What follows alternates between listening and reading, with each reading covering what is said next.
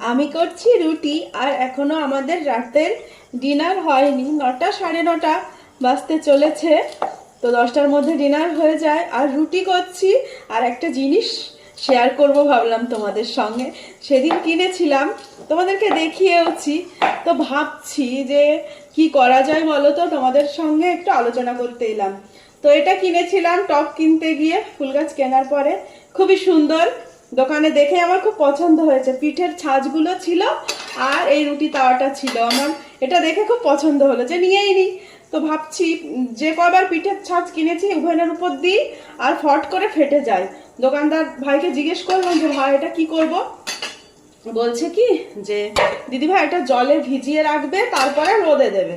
তো আমি জলে ভিজিয়ে রেখেছি এক রাত, তারপরে এখনো রোদে দেওয়া হয়নি। তো তোমরা যদি মাটি তাওয়া কেউ ওভেনে ব্যবহার করে থাকো তাহলে আমাকে একটু কমেন্ট করে জানিও তো, যে কি করলে ওটা ওভেনে দিলে মানে ফাটবে না। দেখো কি সুন্দর, এত সুন্দর জিনিসটা যদি ফেটে যায় কি মন খারাপ হবে বলো তো। আর আমি তো ভাবছি শীত আসছে, এটাতে পাটিসাপটা করব, কেমন হবে বলো তো। কি সুন্দর দেখো, এখানে হাতল দেওয়া আছে। আর আমাদের এমনি তাওয়াগুলো কাপড় দিয়ে নাহলে সাঁড়াশি দিয়ে ধরতে হয়।